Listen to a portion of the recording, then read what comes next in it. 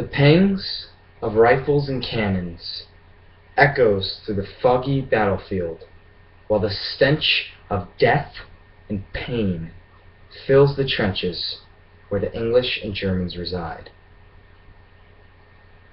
While this atrocity was undertaken, the United States of America was across the Atlantic and safely enjoying the luxuries of life. World War I started in 1914 and lasted until 1918.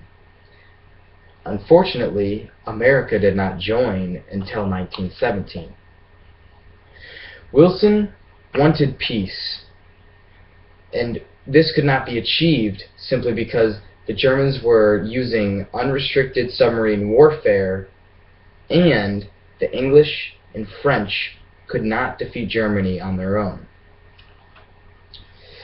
Germany was pounding upon Russia, France, and England, and while Wilson just wanted peace, he just wanted the fighting to all stop.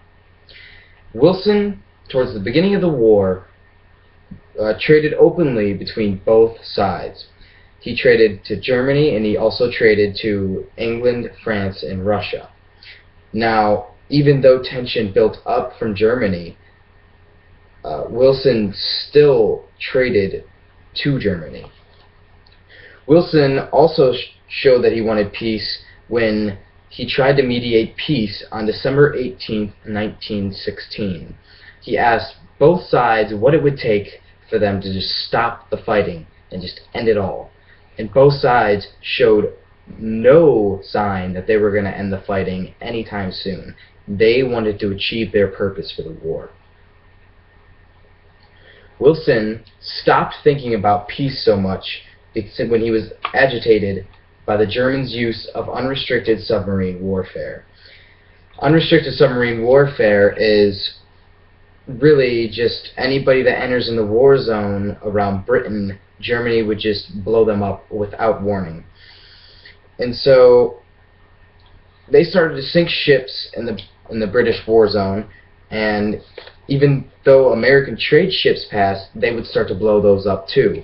And they showed no signs of giving up this ideal. Let's see. The William P. Fry. This was a private American vessel that the Germans sunk. It had no harm. It was just literally passing by for trade, and they sunk it, and they called it an accident. And so America just brushed it off. The Lusitania, on May 7th, 1915, the Germans sunk a British ship which held 128 Americans on it without warning. And it was just passing by for trade and showed no signs of hostility at all. The Germans also sunk an Italian ocean liner, and there were 28 Americans on the Italian liner. This was the last straw. America said, okay, that is it at that point. The U.S., there was a lot of U.S. killed on the ships, but there was even more killed on the battlefield of the English and the French. And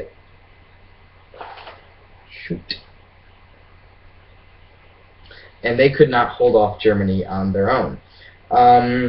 England and France couldn't do it alone. Russia exited the war. See, both sides were battling. England and France were on the western front of Germany, and Russia was on the eastern front of Germany, and so they were both attacking on both sides of Germany, making it harder for Germany to spread their battlefield and take control of both of them because they had to hold off both at the same time. Now, Germany beat Russia while England and France were still in the war, and so they transitioned all the troops from the eastern front that were there and had 100% of their troops on the western front, and then they just hounded upon England and France. Now,